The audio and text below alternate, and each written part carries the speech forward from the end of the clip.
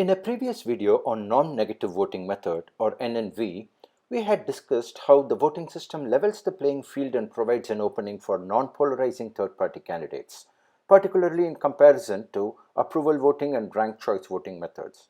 The link to that video is given below in the description.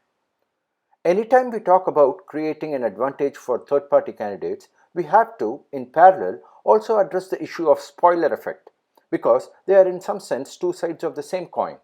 The approval voting and the ranked choice voting methods can address the spoiler effect in a straightforward way, but it is a problem for the NNV method.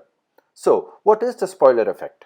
Suppose among 4 candidates A, B, C, D contesting in the election, 2 of them, A and D, are perceived by the electorate as very similar in their qualities and ideologies. So voters who support A would also support D, and those who dislike A would also dislike D.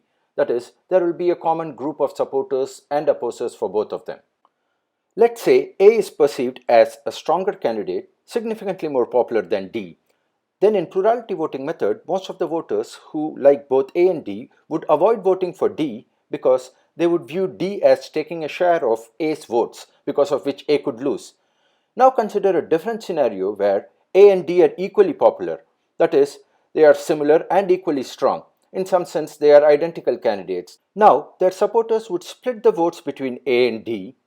Consequently, both of them would receive less votes and potentially lose the election to candidate B, who, by the way, could be very much disliked by those supporters. So, those supporters would have very much appreciated if A and D came up with an agreement prior to the election and only one of them contested. The second candidate here is essentially a spoiler candidate. The NNV method would also face this issue, because each voter only gets a total of 10 votes to distribute as positive and negative among the candidates. The supporters of A and D would split the votes among the two, something like this.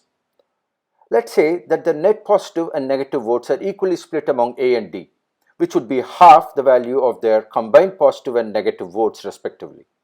Then the evaluation metric W for each of them would be half the value of what it could have been if only one of them contested in the election. Again, this means both A and D could potentially lose the election to another candidate B, who is probably disliked by the supporters of A and D. However, the situation is better here, because if these supporters really dislike B, they can cast negative votes to B and reduce B's chances of winning, which cannot be done in plurality voting system. Nevertheless, this is still an issue of concern.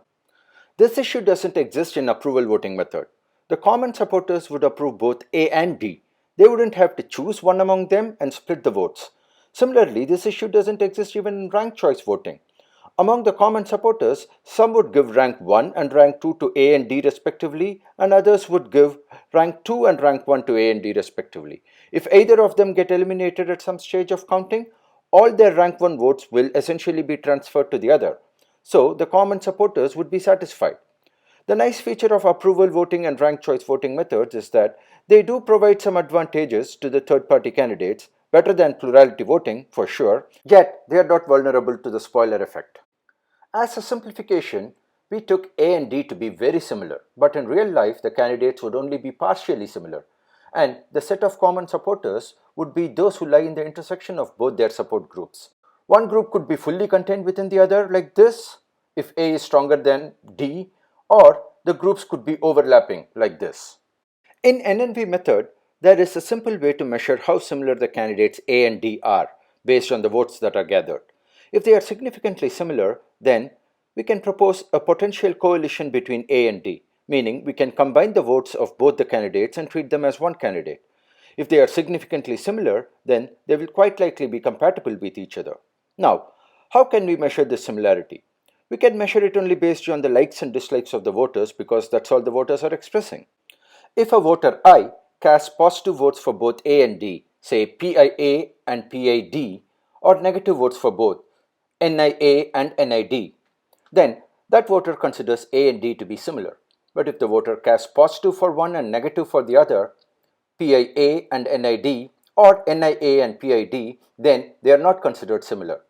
We can use the product of the votes as a measure of similarity or compatibility and construct a compatibility index theta AD. Note that for each voter I, only one of the 4 terms can be non-zero, and even that term could be 0 if either A or D received 0 votes. The summation over I indicates the summing over all the voters. Then this is normalized with the similarity terms in the denominator.